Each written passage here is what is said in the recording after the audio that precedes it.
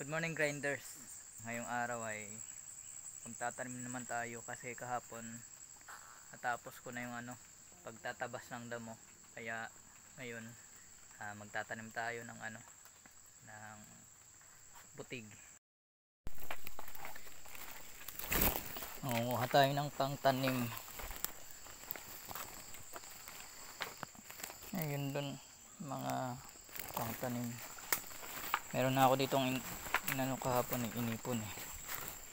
Nung nagtabas ako ng damo, may mga nakuha ako. Yung pinya natin maliit pa. Yan yung mga naipon ko. Ngayon pipiliin natin yung maliliit kasi dito natin tatanim yung malalaki. Yung maliliit naman ay dun sa sa baba. Kasi pang matagalan yun dun, dito naman pwede nang ma-harvest. Pwede nang ma-harvest sa susunod na taon, sa piyesta.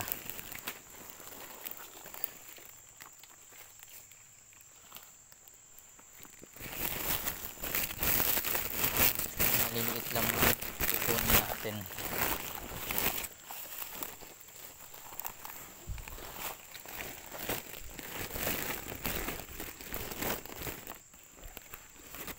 Itong mga malalaki, ganyan. Itong maliliit, mga 1 year and half siguro, pwede na yan. Isang taon at kalahati, makukuha na yan.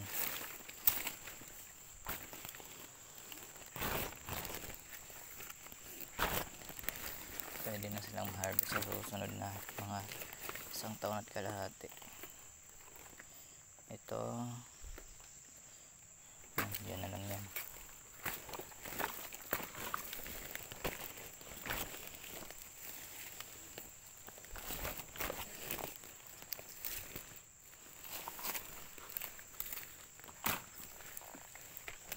Kagandahan nga lang dito ay kapag nagkaroon to ng ng laman, madamihan.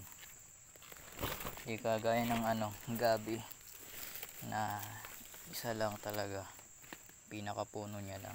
Ito nagsasanga-sanga to, parang ugat. Kapag nagkaroon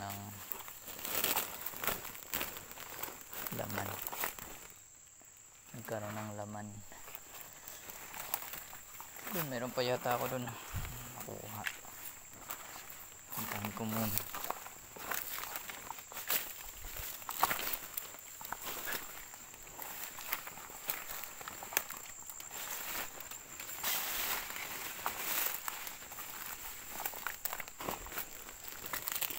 Yan, medyo madami din yung maliliit.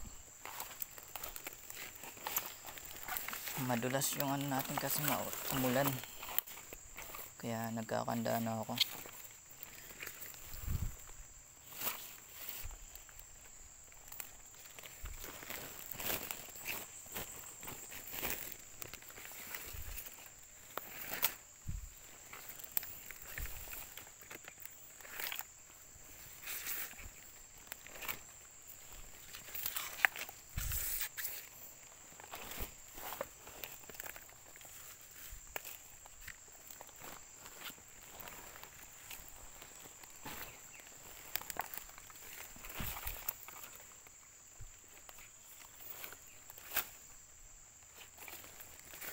Ayan gaya nito. Ayan. Mga laman. Ito lalaki pa to siya. Habang lumalaki nagiging ganto yan. Tsaka nagkakaroon ng mga laman-laman.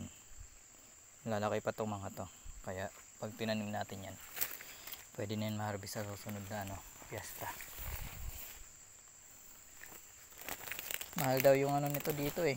Yung isang lata, yung latang pag biskwit, mga 500 daw yung isang ganun. Gagawin natin pag marami na tayo nito, bababaan natin mga 450. Okay na yun, para di na ganong mahal. Yan, nagtanim ako dito ng gabi. Ito. At ano din, nagtanim din ako ng alugbate. Yan. Saka ito yung maliliit. Palakihin ko pa bago ko ilipat. Meron din ako dito mga luya.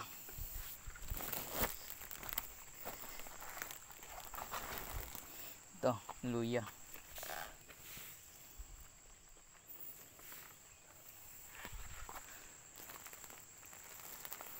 Ipunin natin to. Ito yung gagamitin nating pangbutas, pangtanim.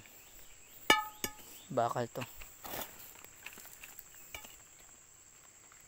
Unahin ko muna sigurong itanim yung malalaki bago itong maliliit.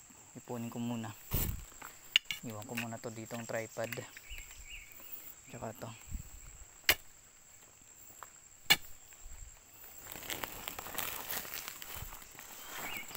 May mga malalaki akong nakuha dito eh. Ito. Tanim natin to sa kabila. Tapos ito naman, iwan natin dito. Ayan.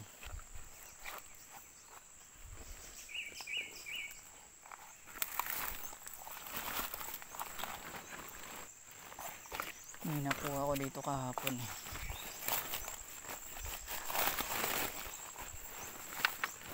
Ito, mga tataniman ko to bago ko tanggalin yung mga damo, mga pinagtabasan.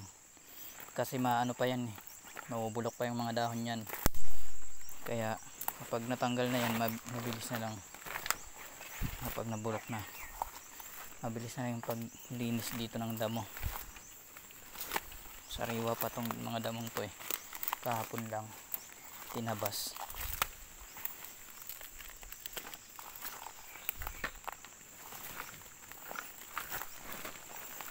Ito, mga nakaraan ko tong ano, mga nakaraan kong tanim.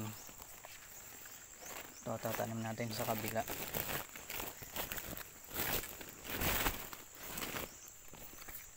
Ito din. Yan, meron din siya.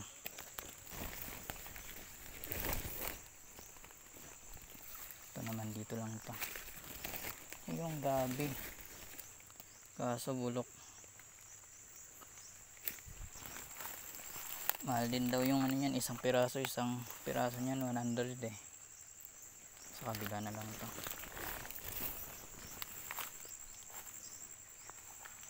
May malaki dun.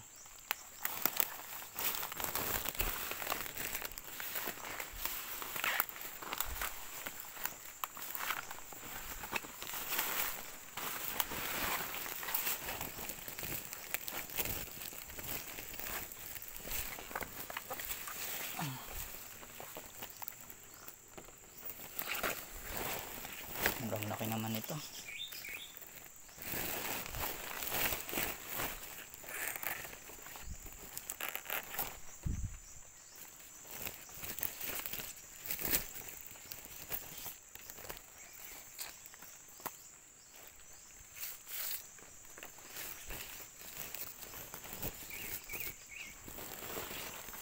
Yung mga maliliit, iwan ko na lang yan dyan kasi yan ko naman yan itatanim. Okay, magtanim tayo. Tatanim na tayo. Dito kasi mahirap yung pagtatanim kasi puro bato. Kailangan mo talagang bungkalin para makapagtanim ka.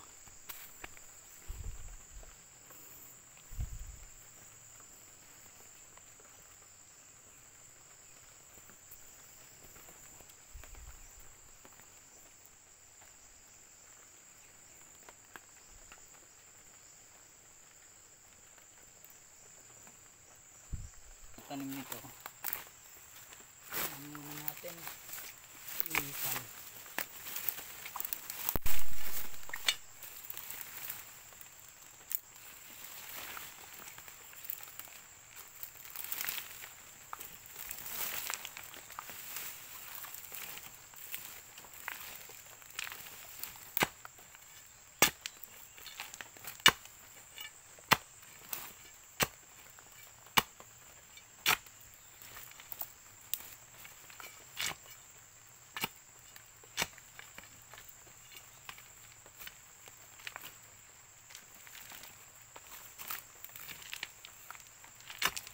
mahirap mag-grind dito. Bato eh.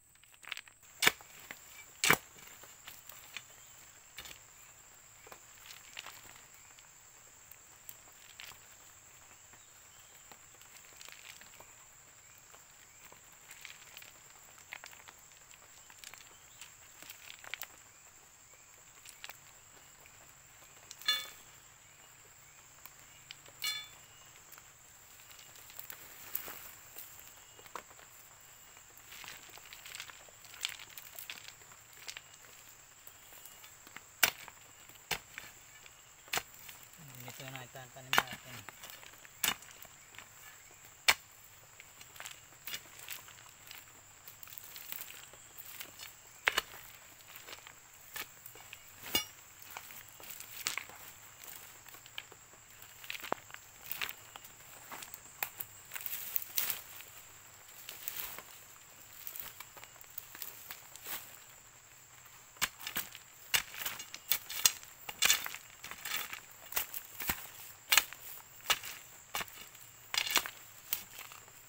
Bubog pa.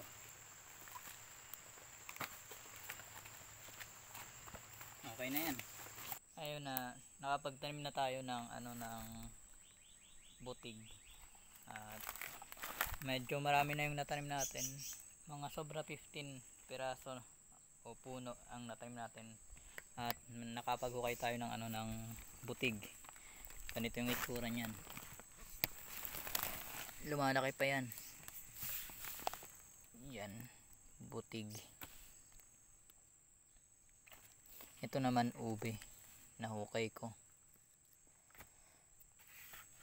Meron pa tayong mga itatanim, pero nakapag tayo tanim doon sa baba. Doon din. Ito yung niluto kong butig.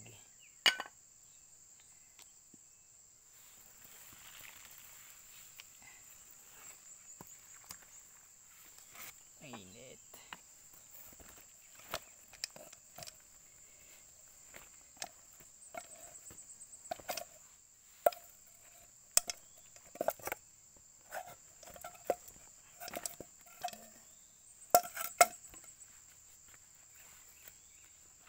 Yan.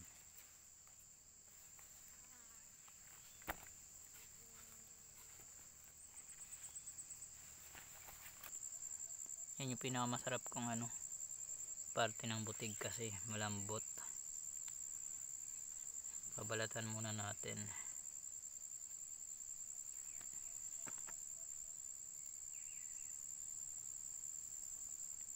Para lang siyang gabi pero iba siya. Yan. Sarap yan. Kainin natin. Masarap to, may sausawan eh. Gawa ko ng sausawan muna.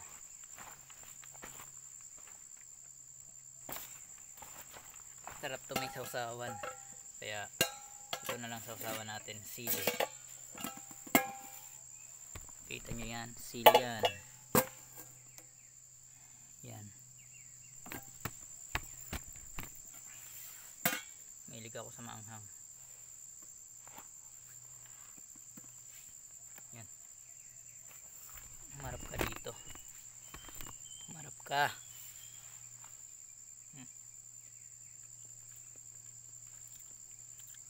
Anghang.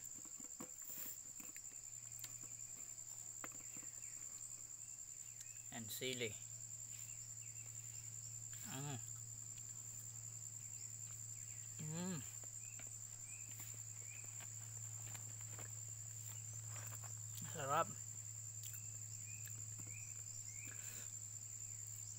maanghang. Gusto nyo, bili na lang kayo.